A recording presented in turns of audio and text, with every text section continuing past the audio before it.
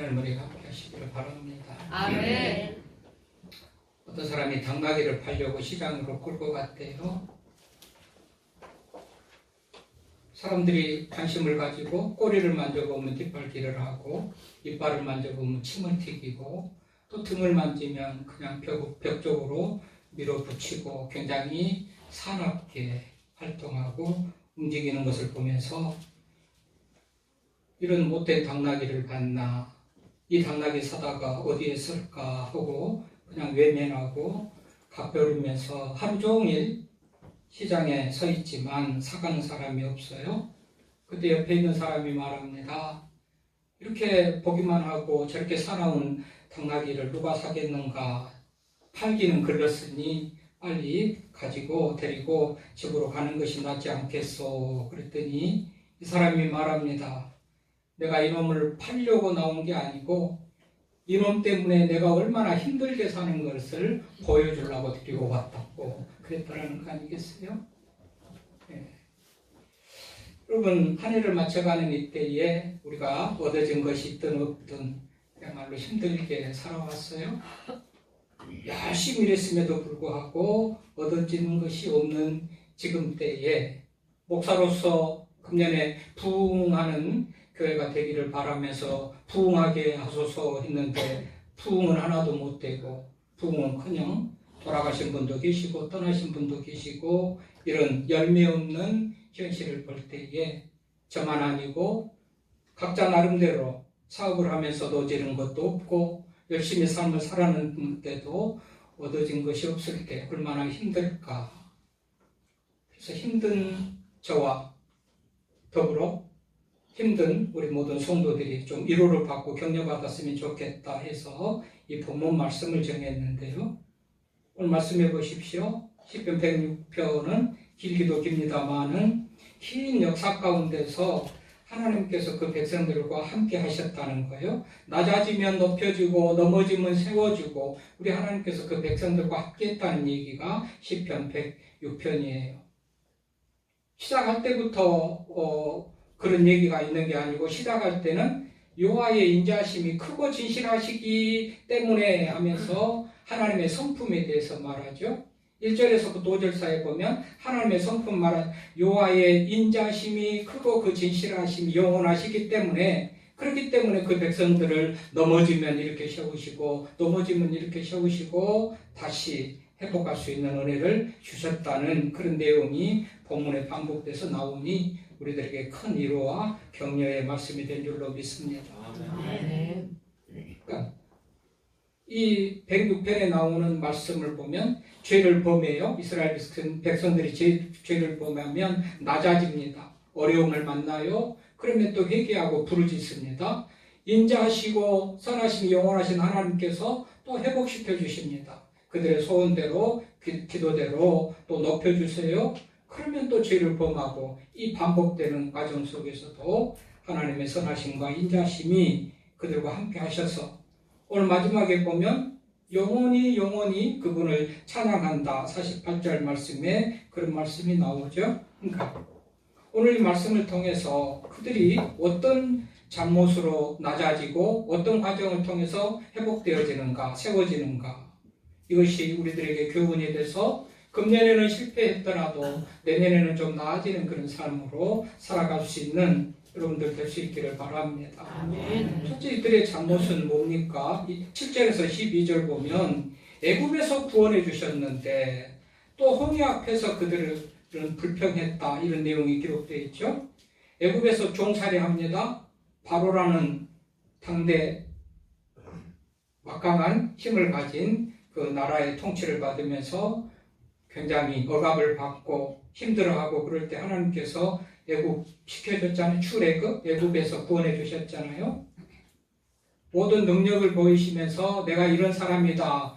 바로를 굴복시키는 10가지 재앙을 내리면서 나만 믿어. 나는 이런 사람이야. 무슨 권력도 힘도 능히 이길 수 있는 나야. 하나님께서 그런 권능을 보여주시고 그 백성들을 구원해 주셨는데도 조금만 어려운 일을 만나면 원망하고 불평한단 말입니다. 그러면 그들이 또 어려운 일을 만나요. 하나님을 거역하고 불평하고 불순종하고 죄를 범하면 어려운 일을 만나요. 그때마다 하나님께서 또 그들을 회복시켜 주시고 용서해 준다는 거예요. 그래서 출애굽에 대해서 감사하다가도 홍해를 만나니까 불평한 그 백성들이 또 광야의 여정 속에서 어려운 일들을 만나지요. 그럼에도 불구하고 또 홍해를 건너게 하시고 물을 내려주시기도 하시고 만나를 내려주셔서 먹기도 하시고 그들을 인도하신 그 하나님, 그들이 잘해서가 아니고 하나님의 선하심과 인자하심이 그들에게 그런 은혜를 베푸셨다고 성경에 기록하고 있죠. 또 13절부터 15절 말씀을 한번 보십시오. 광야의 시험 가운데서도 하나님께서 그들을 또 구원해 주신다. 광야의 시험이 뭡니까? 탐욕과 원망의 죄라고 할 수가 있겠는데, 만나를 준 것에 만족하지 않고 고기도 먹게 해달라, 메추라기도 먹게 해달라. 그래서 하나님께서 그들을 또 불쌍히 여기시고 그들의 필요를 채워주시지만 거기에 또 만족하지 못하는 그런 모습을 가지고 그들이 또 어려움을 만나서 소위 기부로 탔다라고 하는 탐욕의 무덤이 생기는, 오늘도 어제도 지금까지도 굶기지 않고 먹여주신 그 하나님을 믿으면 내일도 모레도 먹여주실 것을 믿는 그런 믿음으로 나가야 될 텐데, 지금 아니면 언제 먹어보랴라는 식으로 배 터지게 먹는 그런 탐욕을 부리다가 결국은 하나님의 진노를 받게 된단 말이죠. 그 얘기를 지금 하고 있고 13절에서 15절에 19절부터는 뭡니까? 19절부터 23절 보십시오. 금송아지를 만들어서 우상을 섬기는 그 일로 인하여서 그들이 또 진노를 받아 멸망하게 되죠. 마땅히 금송아지를 섬기고 이것이 신이다, 이것이 하나님이다라고 섬길 때 하나님은 그들을 멸망시킬 그런 상황이 되지만, 모세가 또 중보 기도를 하면서 이 백성들을 살려달라고, 나는 죽어도 좋으니 나를 죽여주시고 이 백성들을 살려달라고 하는 그 기도를 통해서 하나님이 진노를 거두시고 죄를 없이 한 무효화시키는 것 같은 그런 은혜를 베푸시잖아요. 멸망할 수밖에 없지만 모세가 하나님 앞에 기도하면서 그들이 또 살려지는, 멸망과 다시 세움과 일어남과 회복과 이런 은혜가 반복되어지는 얘기라고 말씀을 드렸죠. 시편 106편에 그런 얘기가 계속 나오잖아요. 24절부터 27절을 보면 카레스 바네아 사건을 또 통해서 물이 없다고 불평하지만 반석에서 물을 내주시죠. 그 불평함과 원망함, 이거 하나님에 대한 불신이잖아요. 믿음 없는 모습이잖아요. 이것으로 말미암아서 또 그 1세대가 다 죽는 그런 이 재앙을, 진노를 받잖아요. 다행히도 하나님께서는 1세대는 멸하시지만 그 시점으로 살아있는 사람들 중에서 1세대는 멸하시지만 2세대들은 살려주셔가지고 또 다시 그들로 하여금 구속의 역사를 이어가게 하는 것을 본단 말이죠. 그러니까 멸망 중에서도 살려주는, 심판 중에서도 또 구원하시는 그런 역사를 이루시는 그런 하나님, 이 모든 것들이 하나님의 선하심과 인자하심이 그렇게 하셨다 성경은 말하고 있습니다. 바알부올의 사건도 마찬가지입니다. 28절부터 31절 보면 바알부올의 사건이 음행의 사건이잖아요. 이방 여인들과 음행하는 것, 이것도 그 백성들이 멸망할 일이에요. 그런데 비느하스가 거기에 대한 분노를 가지고 하나님이 하실 일을 대신 그들을, 음행한 자들을 죽임으로 하나님께서 그것을 또 눈 감아주시고 또 죄가 없는 것 같이 여기시고 은혜를 베푸시고, 34절부터 43절 보면 바벨론 포로에서 회복시켜주는 그런 얘기를 기록하고 있죠. 죄로 말미암아 바벨론의 포로가 됐지만 그들이 또 회개하고 부르짖는 그런 모습으로 하나님께서 그 백성들을 또 회복시켜주시는 그런 얘기. 오늘 본문 읽었던데, 집중적으로 읽었던 오늘 본문 속에 그런 말씀이 다 나오고 반복적으로 나오고 있는 것 아닙니까? 오늘 읽었던 그 말씀을 보면 뭐라고 그래요? 오늘 말씀 다시 한번 보십시다. 집중해 보십시오. 43절, 여호와께서 여러 번 그들을 건지시나, 여러 번이요, 매번이에요. 거의 매번 죄로 말미암아 진노하고 낮아지고, 그래서 심판하고 버림받을 수밖에 없는 그들을 여러 번 그들을 건져주세요.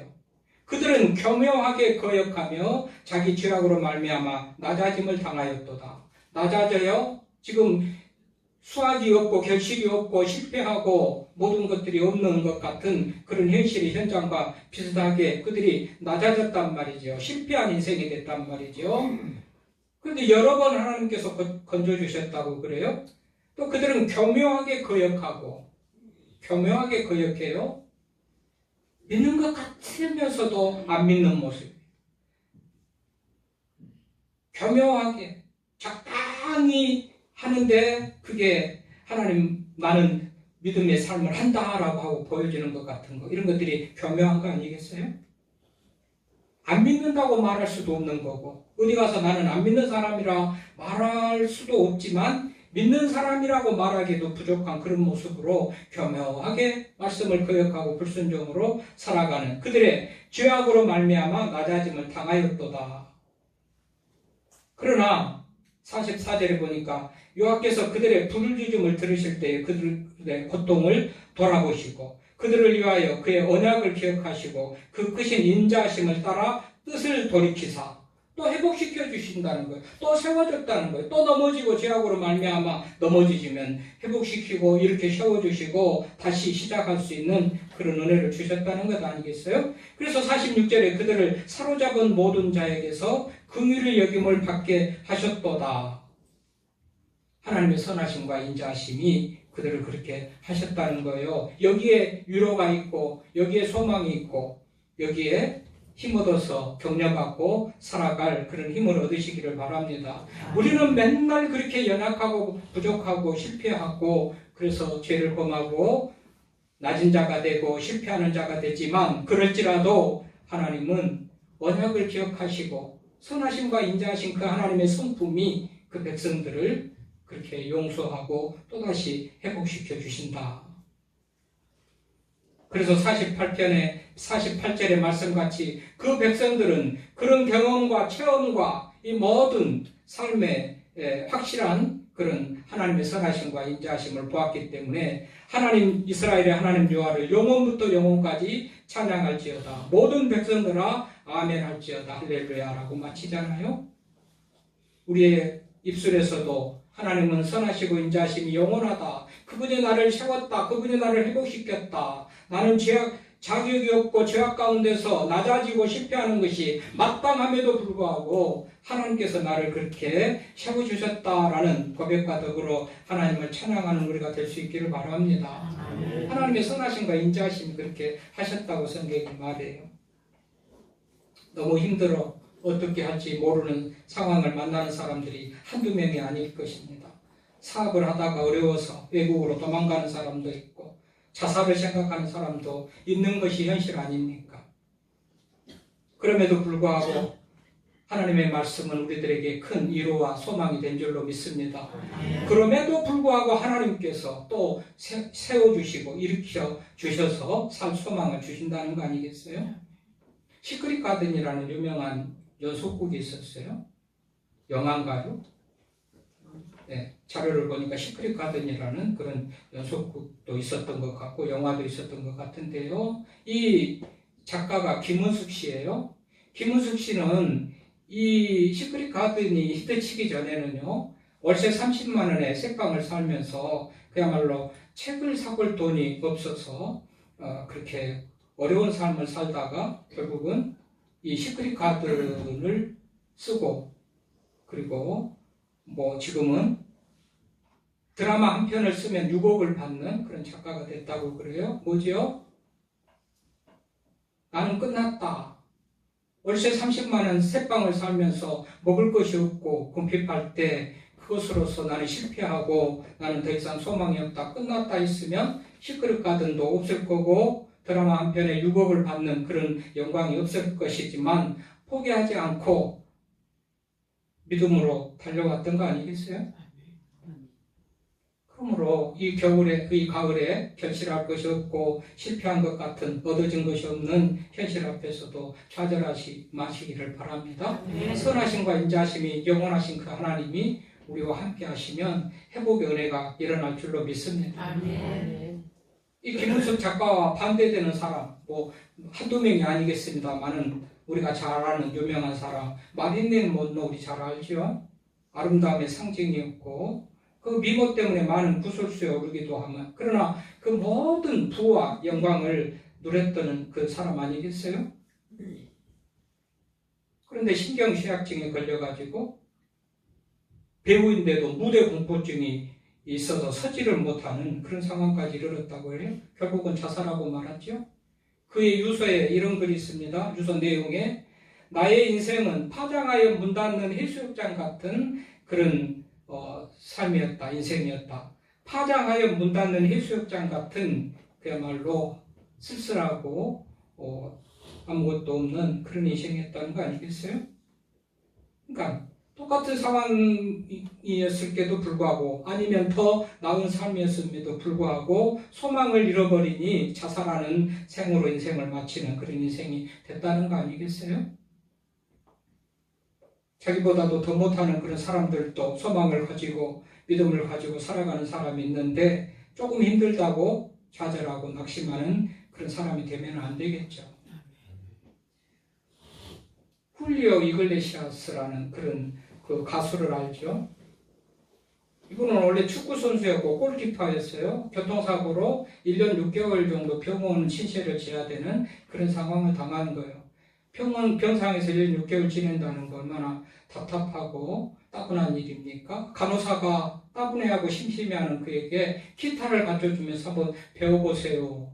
무료한 시간을 좀 기타로 좀 달래보세요. 이겨보세요. 기타를 주는 거예요. 기타를 배워가지고 연주를 합니다. 누구보다도 더 빨리 쉽게 배워서 연주하고 작곡을 하고 작사를 하고, 그래서 그의 음반이 그야말로 어떤 기록을 세워, 많이 팔린 음반으로 기록을 세웠다는 거 아니에요? 훌리오 이글레시아스, 저는 이름은 몇 번쯤 들어보는 그런 가수더라고요. 뭐죠? 축구 인생 하다가 골키퍼가 몸을 다쳐가지고 할 수 없다는 그런 판정을 받고 병원 신세를 졌을 때 얼마나 낙심될 상황입니까? 절망할 상황입니까? 그러나 그는 기타를 붙들고 작곡하고 작곡하고 노래해가지고 그렇게 많이 팔리는 음반을 냈다는 거 아니겠어요? 세계적인 작가, 세계에서 글을 잘 쓰는 사람, 셰익스피어. 무슨 우리가 알만한 유명한 고전들이 다 셰익스피어 작품들 많잖아요. 햄릿, 니에와 맥베스 같은 그런 작품들이 많은, 영국이 어디에 호주하고 바꾸자기도 안 바꿨잖아요. 하여튼 유명한 그런 셰익스피어는요, 정말로 가난해가지고 기본적으로 먹고 사는 것이 어려운 그런 상황이었지만 하여튼 글 조금 쓰고 겨우 좀 입에 풀칠하며 먹고 살아가는 그런 사람이었으나 그래도 또 낙심하지 않고 계속 글을 써서 그런 세계적인 작가가 됐다는 것.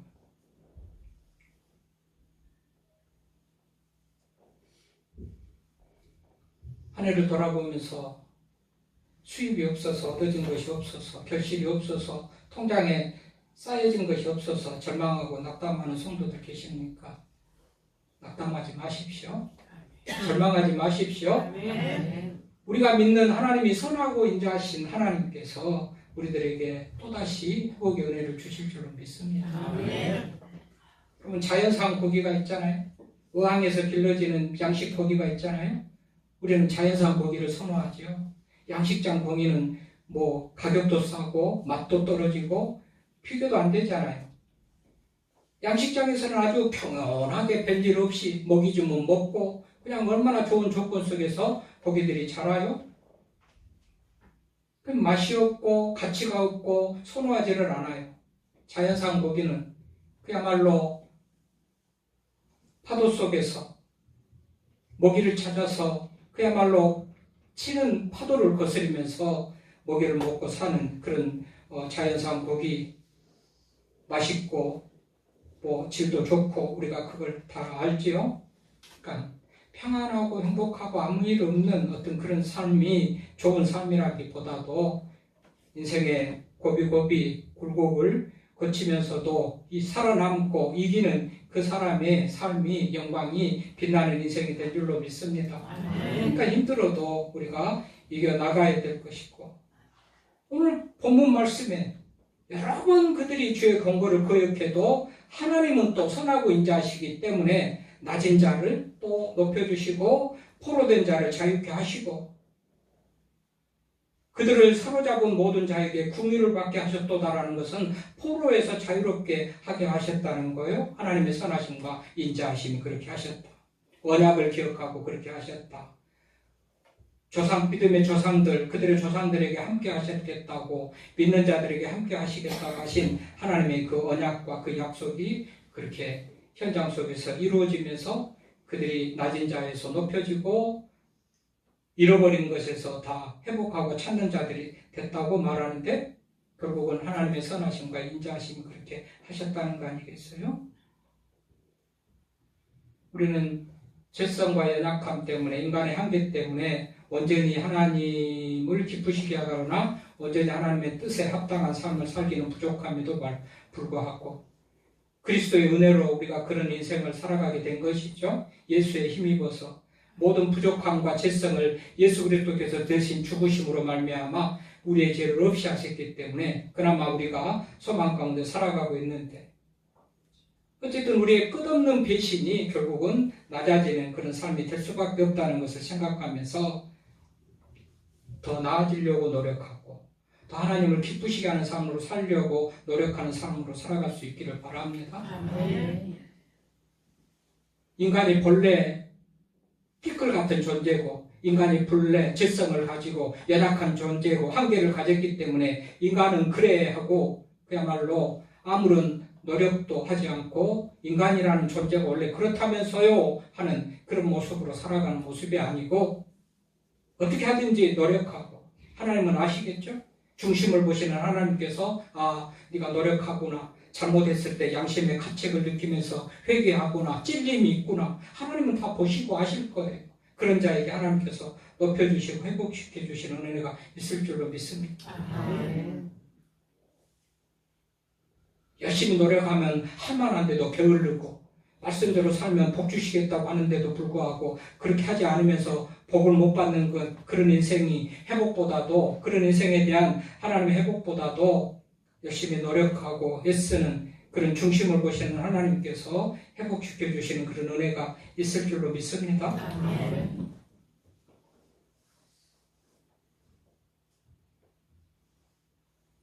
우리는 하나님을 포기하고 믿음을 포기하고 그런 경우가 혹가다 있습니다만은 하나님은 우리를 포기하지 않으신 줄로 믿습니다. 아멘. 우리가 변해도 하나님은 변하지 않은 분인 줄 믿습니다. 아멘. 회전하는 그림자도 없고 어제나 오늘이나 영원토록 변함없으신 하나님이라고 성경이 말한 바, 우리가 변해도 하나님은 변하지 않습니다. 하나님이 무엇이 변하지 않다고요? 선하심과 인자하심이 변하지 않습니다.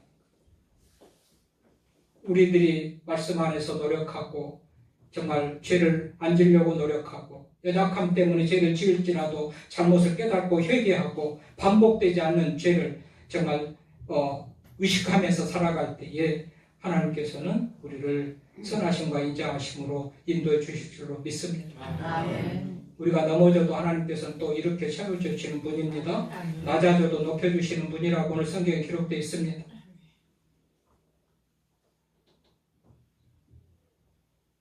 하나님은 우리를 포기하지 않으신다. 금년에 실패했어도 내년을 기약하면서 살아갈 수 있기를 바랍니다. 아멘. 내가 믿는 그 하나님이 선하시고 인자하심이 영원하시기 때문에 나만 조금 더 노력하고 나만 조금 더 하나님을 기쁘시게 하는 삶으로 산다면 우리 하나님께서 우리들에게 낮은 자에서 높여주시고 실패자에서 성공자로, 절망하는 자에서 그냥 소망으로 충만한 사람으로 바꿔주실 것을 믿고 여호와의 선하심과 인자하심을 믿고